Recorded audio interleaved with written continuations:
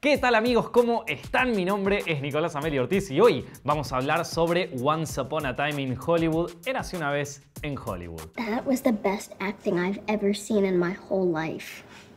Like you.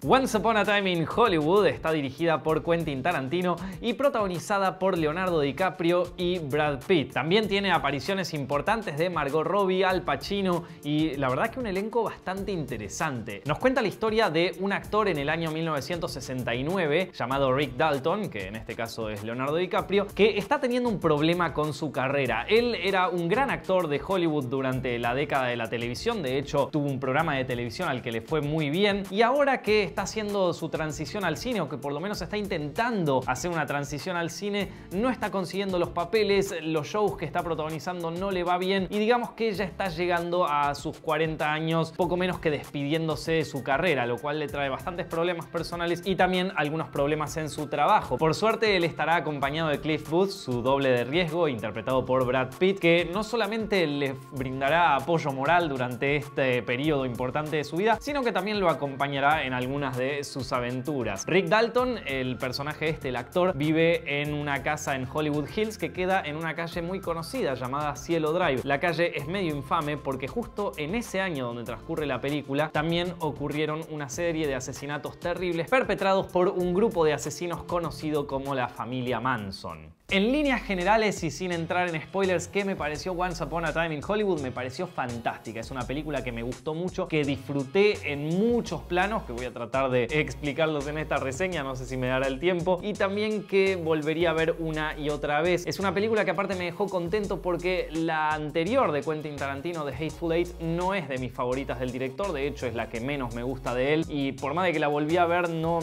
lograba dar con el encanto, entonces la verdad que estaba esperando algo que me guste mucho de él y esta película lo logró. Once Upon a Time in Hollywood es la película más sincera de Tarantino, es la película más real de él y te diría que es la película más original. Acá no hay homenajes a otras películas, tampoco hay una exploración en géneros o subgéneros como quizás las hay en Django, en Kill Bill, en Inglourious Basterds. Esta película es una película 100% de Tarantino como autor, es una película 100% de él. Podríamos decir que es una visión honesta, humilde y 100% sincera de cómo Tarantino creció en aquella época. Ustedes saben que él, bueno, nació y fue criado en Los Ángeles y digamos que en esta película trata de mostrarnos cómo él veía a Los Ángeles en una época muy importante para el cine, más allá de todo el tema violento con la familia Manson y eso. Los años 60 es una época muy importante para el cine, por lo tanto muy importante para Tarantino, pero también cómo la veía él, ¿no? Él en una entrevista dice que hay una escena donde Brad Pitt está andando en auto por la calle, por la autopista de Los Ángeles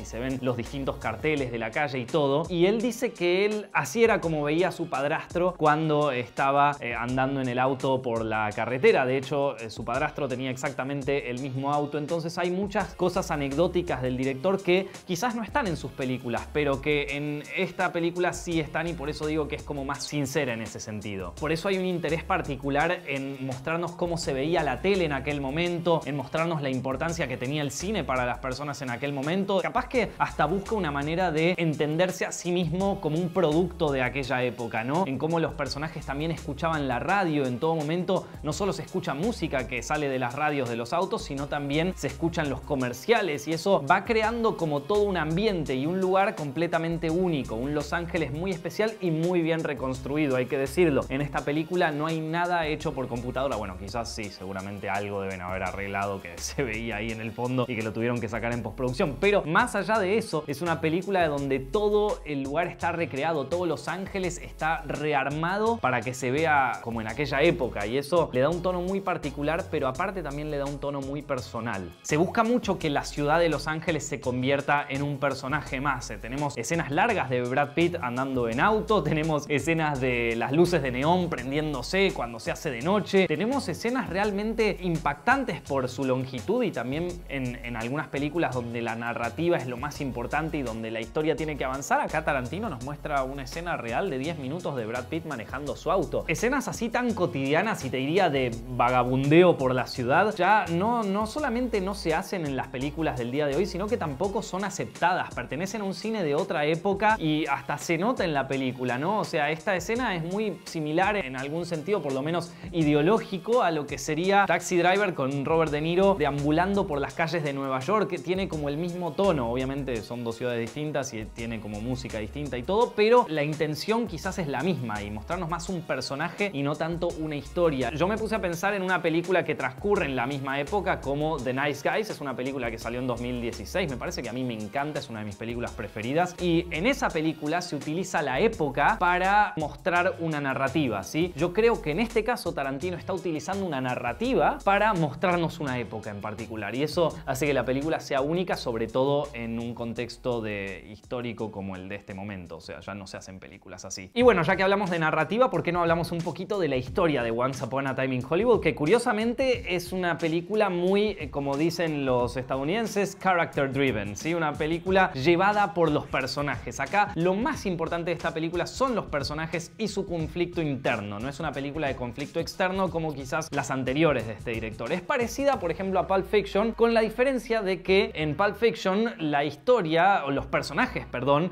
se nos muestran para contarnos una historia de conflicto externo, o sea, un conflicto que está más allá de los personajes. Sí, tenemos a Vincent tratando de que Mia no se muera de una sobredosis y la historia está ahí en el conflicto. Y acá pasa lo mismo, pero al revés. O sea, tenemos una historia que está puesta en pos de contarnos el conflicto interno de los personajes. Entonces tenemos una escena donde lo importante capaz no es lo que está pasando, por ejemplo, en el set donde el personaje de Rick Dalton no puede tirar bien sus diálogos, sino el problema que le da a Rick Dalton no poder pronunciar sus diálogos. Cómo eso lo afecta psicológicamente al personaje y cómo demuestra su debilidad después cuando está teniendo ese episodio en su camerín, ¿no? O sea, es toda una película donde lo más importante es el conflicto interno de los personajes. Por eso nos vamos a encontrar de repente con escenas que quizás no hacen avanzar la trama, por ejemplo la de Cliff dándole de comer a su perro, pero que desarrollan fuertemente a sus personajes. Esto me hace acordar muchísimo a las películas de Robert Altman de los años 60. Si no lo conocen, búsquenlo, es un director muy interesante, y una película de él que tiene muchísimos más personajes, pero que nos puede dar una idea de esto, se llama Nashville. Búsquenla, es más como un trabajo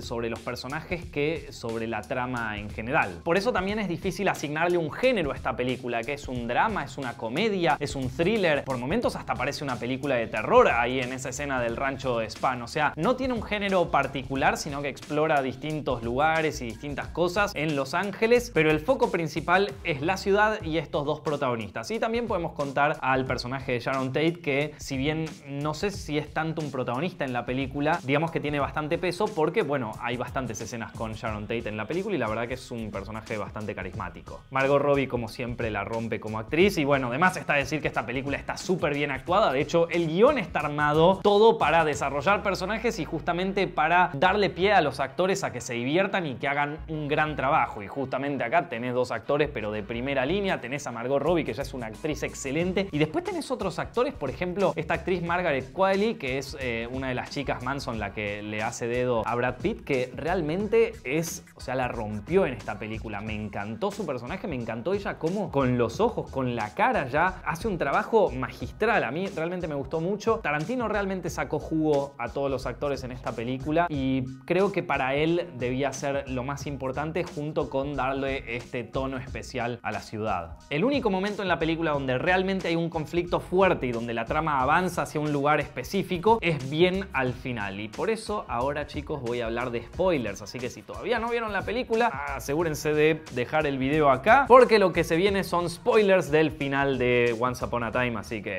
nada.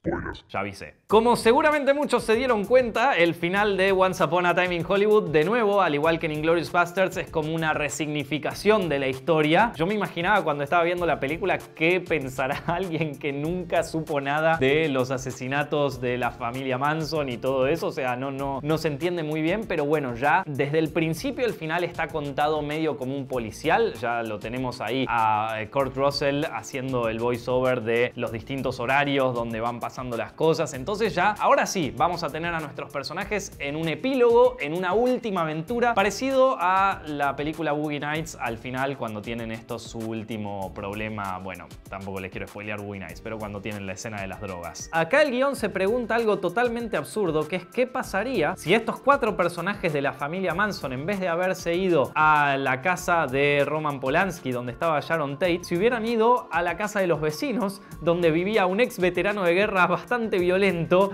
y que aparte hace unos meses le había dado una pelea a Bruce Lee y le ganó. Es una escena donde, más allá de lo desopilante y de lo absurdo y de lo excesivamente violento, Tarantino también busca darnos algo de simbolismo acá, me parece, ¿sí? Porque los asesinatos de Manson también marcaron el final de una época, tanto en la cultura norteamericana como en las películas, y bueno, todo lo que vimos en Once Upon a Time in Hollywood se entiende muy bien, por lo menos desde la parte cinematográfica, pero desde la parte cultural, esa violencia de los asesinatos de Manson y todo eso cambió a toda la sociedad y también a la política y todo. Ya empezó a pasar de tener un mundo hippie donde todo podía ser bien y donde estaban en contra de la guerra de Vietnam y donde todos podían ser amigos y vivir en paz, a una locura en donde esta misma gente se convirtió en los diablos, en los traidores del mal, y donde la gente se asustó y se llevó para adentro, y donde el verdadero enemigo podría ser nuestro vecino. Y bueno, al mismo tiempo empiezan a aparecer todos estos asesinos seriales y todos los problemas, y lo que parecía algo súper idealista terminó pudriéndose. Entonces también se convirtió de alguna manera en un gran miedo de Estados Unidos, sobre todo de California, ¿no?, donde pasó esto. Y creo que Tarantino con este final se pregunta, bueno, ¿de qué manera podemos nosotros desligarnos de este miedo que nos viene contaminando desde los años 60 hasta el día de hoy? La respuesta que tiene él es ridiculizando a los asesinos completamente, pero ridiculizándolos al punto de que son unos nenes asustados. En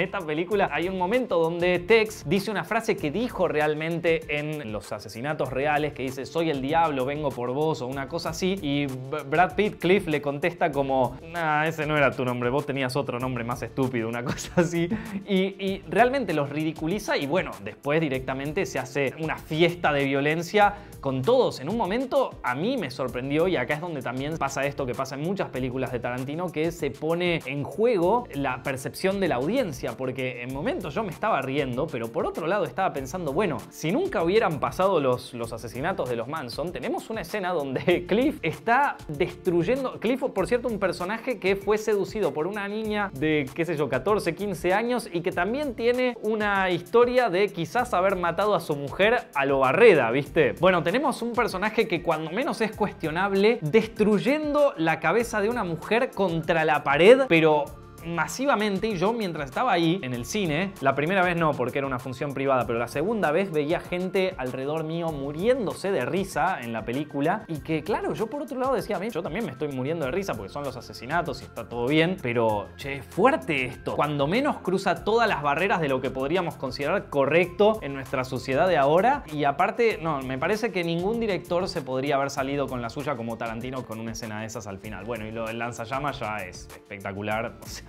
no hace falta aclarar nada más, pero es una escena que me sorprendió por eso, y que de alguna manera, bueno, sí, le da todo un tono gracioso a la escena, pero termina de una manera simbólica y también un poco triste, sí, un poco melancólica. Claro, porque en la película obviamente Sharon Tate vive, y entonces también Rick Dalton tiene la oportunidad de convertirse en un gran actor ahora que hizo estos nuevos amigos, estos nuevos contactos en la industria de Hollywood, y es una manera también que Tarantino te pone, bueno, mira, también existió la posibilidad de que el cine tan querido que tenemos siguiera existiendo, que en realidad no es real, porque si no pasaba lo de Sharon Tate, el cine iba a cambiar eventualmente. De hecho, no es la familia Manson lo que destruye al cine como se hacía en aquel momento, sino es más el estreno de Star Wars en los años 70 y la explosión nueva de los blockbusters, que revitalizó un cine de industria gigante y que hasta el día de hoy se sigue alimentando con películas de Marvel y con cosas así, que bueno, nada, es otro tipo de cine, pero que realmente aplastó y destruyó a un cine más de autor, a un cine más donde el director tenía una visión creativa y donde tenía ganas de hacer cosas, y donde los actores también se podían desenvolver de una manera especial y tener más libertad en la industria. Hoy yo siento que todavía hay películas como Once Upon a Time in Hollywood que se pueden hacer, pero que están más debajo del radar, ¿sí? Está muy bueno que una película como Once Upon a Time la rompa en taquilla, ¿sí? Creo que fue la segunda película más vista en Estados Unidos en su estreno, pero la verdad es que por momentos decís, me gustaría que este fuera el cine que más se ve, ¿sí? Porque la verdad es que películas como esta no suelen gustar tanto a las audiencias masivas, o por lo menos no logran hacer la cantidad de dinero que cuesta realmente hacer una película así, por lo menos para que recupere algo, ¿no? O sea, películas como Midsommar, Under the Silver Lake, The Lighthouse, todas esas películas son realmente películas de autor que, bueno, son opacadas un poco por películas más de productores, como pueden ser, bueno,